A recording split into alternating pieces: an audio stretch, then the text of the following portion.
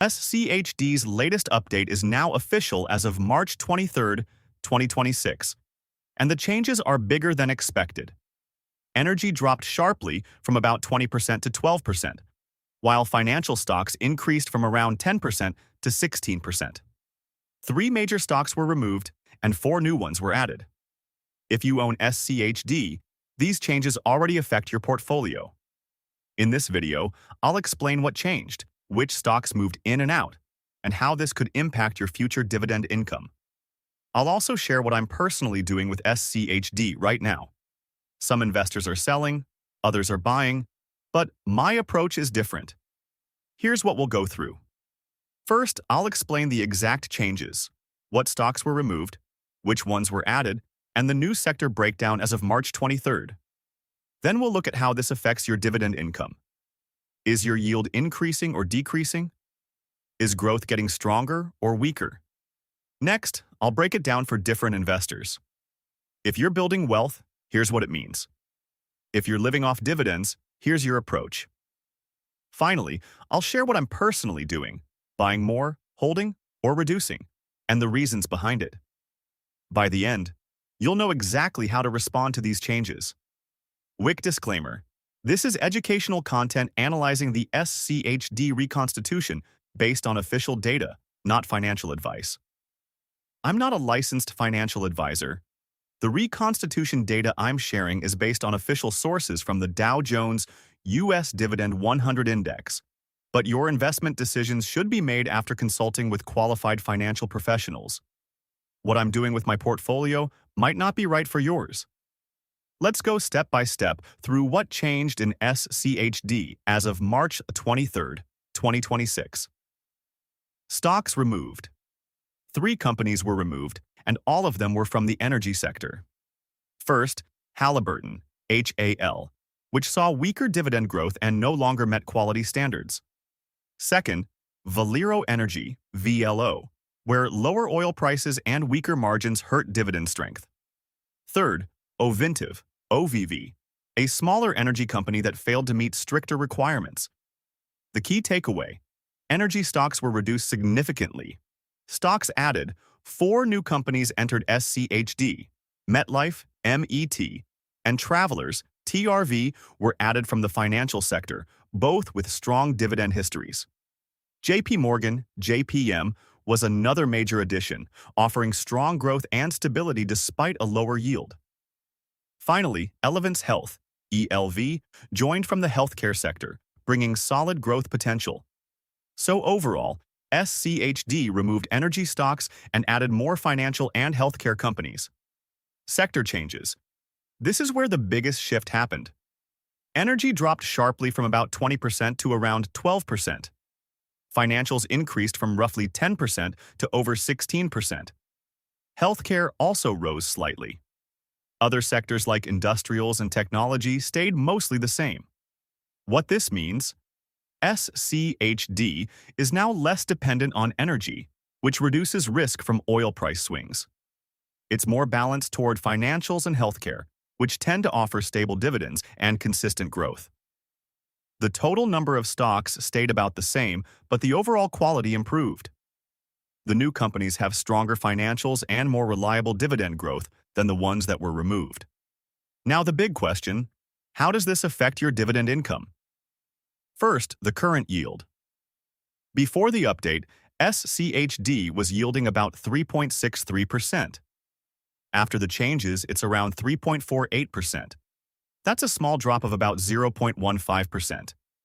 The reason is simple. Some of the new stocks added, like JP Morgan and Elevance, have lower yields than the energy stocks that were removed. But current yield is only part of the story. What matters more is dividend growth.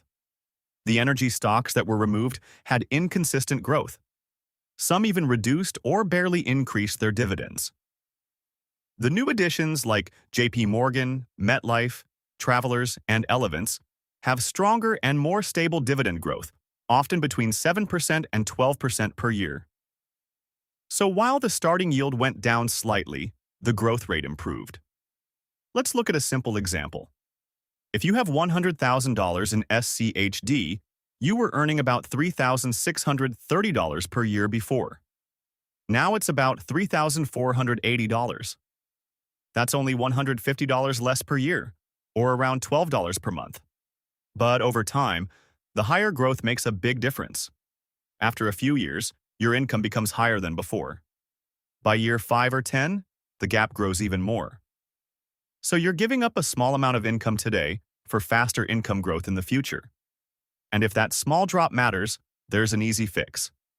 Adding about $4,300 more to your investment brings your income back to the same level right away.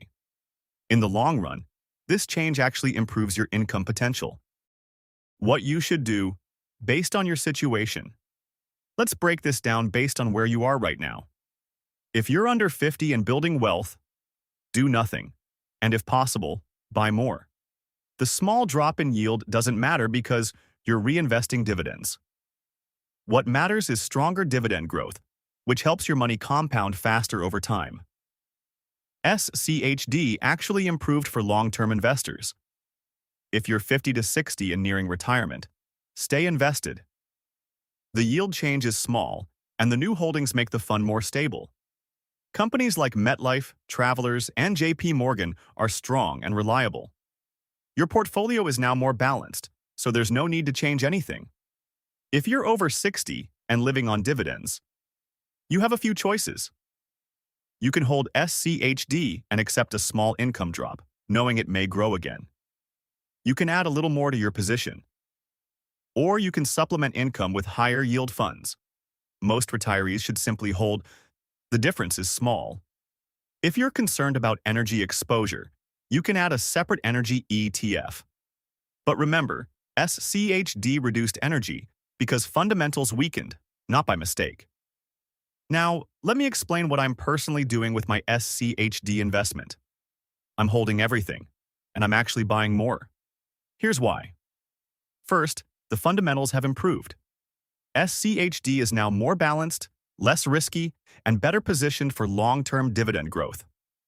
Energy exposure was too high before, and now it's reduced. The added financial companies are strong, stable businesses with good dividend history. Overall, this is an improvement, not a downgrade. Second, the slight drop in yield is temporary. Over time, dividend growth should bring income back up and even higher. I'm not focused on short-term income. I'm focused on income growth over the next 5, 10, and 20 years. Third, SCHD has been performing well recently, even beating the broader market. There's a shift toward dividend and value stocks, and I want more exposure to that trend. Fourth, taxes matter. If I sell, I'd pay capital gains tax and lose a part of my returns. Holding avoids that loss. So my plan is simple. Hold my current position, invest more this month, and reinvest all dividends. I'm not panic selling or chasing higher yields. I'm staying consistent and focused on long-term growth. Let's talk about one important point. Taxes. If you hold SCHD in a taxable account, the recent changes inside the fund do not create a tax bill for you. The buying and selling happened inside the ETF, so you don't pay taxes on those internal moves. Your cost basis stays the same, and you don't owe anything just because the fund was updated. This is one of the biggest advantages of index ETFs. The only small change could be in your dividend income. If dividends go down slightly, your tax will also be slightly lower. But the impact is very small. Now, if you decide to sell SCHD, that's different. Selling triggers capital gains, tax.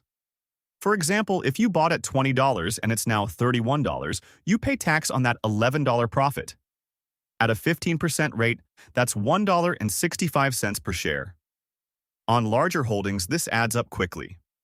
This update made big changes: less energy, more financials, and better long-term growth potential. For most investors, this is a positive shift. Don't panic. Think carefully before selling. For some, this could even be a buying opportunity. SCHD's strategy has worked for years. Stay focused and stay consistent. Subscribe if you want more SCHD updates and detailed breakdowns like this. Thanks for watching, and I'll see you in the next one.